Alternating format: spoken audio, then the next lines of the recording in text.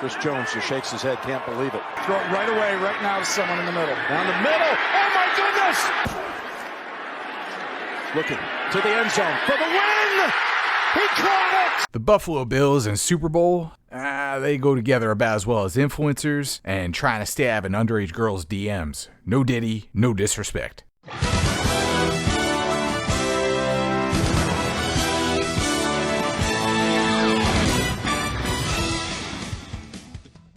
Like a dog by a table begging for scraps, this is that special time of year for NFL fans where we're all begging for any scrap of football we could possibly get. That's where a soulless leech like me comes in to provide you with some basic ass content, like going through the top 10 power rankings for the preseason and telling you which of these teams is a real contender and which teams are set to be a national embarrassment by the end of the season who vastly underachieved compared to analyst predictions. Let's see that high-level slide right there. How about them Cowboys? And I say that for absolutely no reason. Kansas City Chiefs coming in at number 1. What can you say at this point? They're working on 3 Super Bowls in a row. Patrick Mahomes. Now here's a guy that takes one of the NFL's best choke coaches of all time and in just a couple of years turns him into one of the greatest legends we'll ever see. And I love all Walrus Face. I couldn't think of a more deserving head coach to get carried through his own bungling than Andy Reid. And Steve Spagnuolo, my God, that guy knows how to run a defense. You look back at the Giants' 2 Super Bowls and you realize this Steve Spagnuolo guy can somehow take a paper clip, some rubber bands, maybe 1 or 2 all-pro defensive linemen, and all of a sudden churn out Super Bowl winning defenses like it's nobody's business. But of course, the biggest problem that the Kansas City Chiefs pose to other teams is Patrick goddamn Mahomes. At this point, just about the only thing that defenses haven't tried is to pay his brother to take Patrick out for a night of totally legal, consensual, fun adult activity, or pay his dad to be a designated driver for the evening. Shy of that, Kansas City took their one giant weakness that they had no wide receivers and did their best to address it in the offseason. I don't think anybody reasonable can say that they're pretenders. They are absolutely contenders.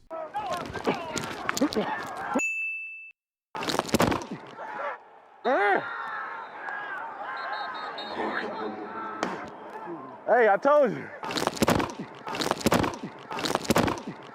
San Francisco 49ers' biggest problem is their head coach. The guy knows how to get to the big dance, but like an Australian breakdancer, my God, he does not have the moves to pull through when it matters most. My dude turns the fourth quarter into the sprinkler, starts doing kangaroo calls, and has proven himself to be the generational choker of the 2020s. If water represents talent level, this is the Carolina Panthers.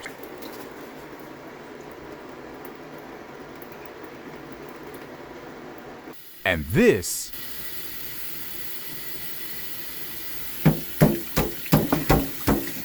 that's the San Francisco 49ers. So regardless of any deficiencies, this team has every chance to overcome their coach's egregious incompetence and win a Super Bowl. Baltimore Ravens are pretenders with an asterisk. Lamar Jackson. Problem with Lamar Jackson is he is the greatest dual threat running quarterback that we've ever seen. But when he gets to the playoffs, unfortunately, Lamar runs about as well as an alpha build of Cyberpunk on a graphing calculator. I don't know if it's ego that he's trying to prove he's a pocket passer, but ironically enough, he's like one of the greatest pocket passers of all time early in his career, Peyton Manning, who just would not show up for the playoffs. You're not a pocket passer, Lamar. You get to the dance by running. Do it when you get there this year, and you might actually win something. Another big problem is that division is tough. You got better luck playing Dark Souls using your tongue to manipulate the joystick than you do a runaway with that division.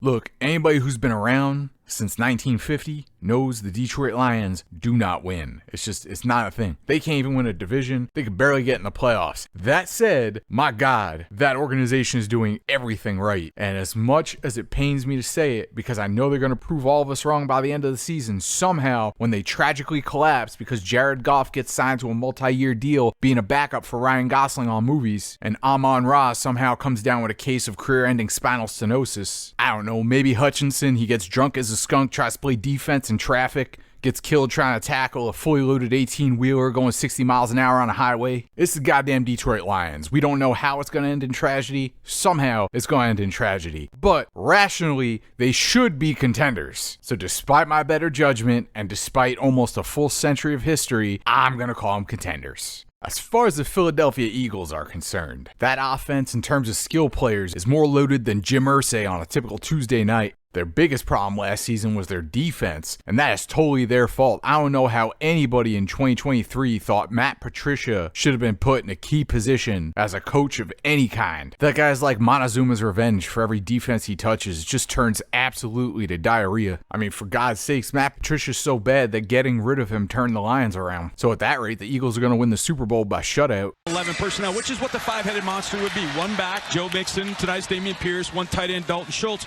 and they had the big three spread out, and the Texans wanted to play man coverage. The defense was playing man coverage. Houston Texans, you gotta give that organization all the credit in the world for pulling themselves out of the perpetual hell they seemed destined to endure on account of the fact that their team building strategy used to be kneel down and pray all the talent away. That offensive line is a big question for me. They still lack a lot of experience, so I definitely don't buy that they're actual contenders, but they should be a damn good team. It also helps a lot that their division is made out of paper mache, and something even weaker than paper mache like the Indianapolis Colts.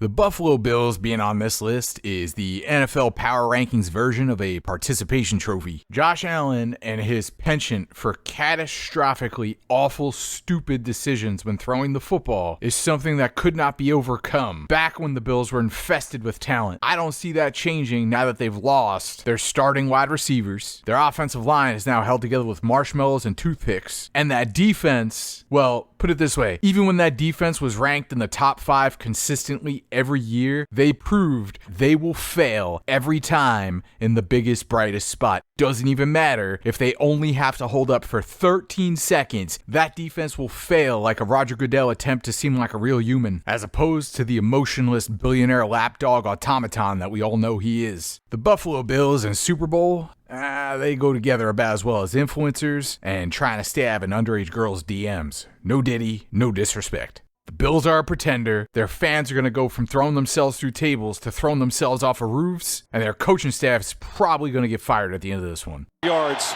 Love, pressure up the middle, runs away, throws across his body, and that is picked!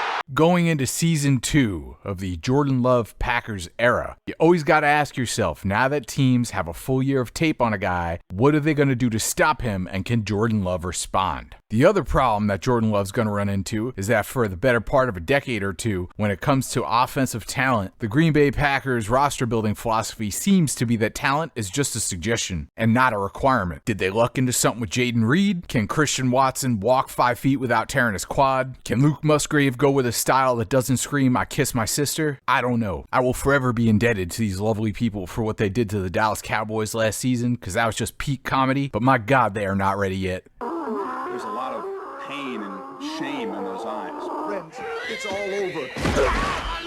Wow, that is a disturbing image. It's right there in their name, folks. This is Cincinnati Bungles. They're trying to turn Joe Burrow into the next Andrew Luck, and I don't mean that in terms of the quality of his play. I mean that in terms of ruining his goddamn career. This guy came back and looked terrified to stand in there and throw, and who the hell could blame him? If my knees were on the verge of being made out of peanut brittle on account of the complete and utter ineptitude and incompetence of my front office, I'd probably be a little gun shy too. Can he come back and start slinging it again? Is that defense going to be good? Will T. Higgins remember how to catch a football with a contract on the line? All these questions and more will be answered on the next episode of Dragon Ball Z. No, wait, Cincinnati Bungles. Cowboys coming up right after this.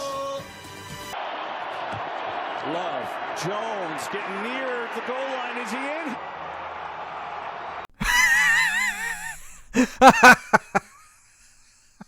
They ain't gonna do shit. Unfortunately for Jerry Jones, you don't win in the NFL by being good at hiring young 20-something-year-old prostitutes to hang off your arm in the luxury box. If he was as good at GMing as he is at doing that, Cowboys would have won 18 Super Bowls in a row. Unfortunately, he's Jerry Jones, and he's too busy coming up with reasons to justify not paying his talent on the rare occasion that he actually lands a superstar. And so not only are the Cowboys going to lose this year, but look forward to mediocrity or downright garbage from this organization for many years to come.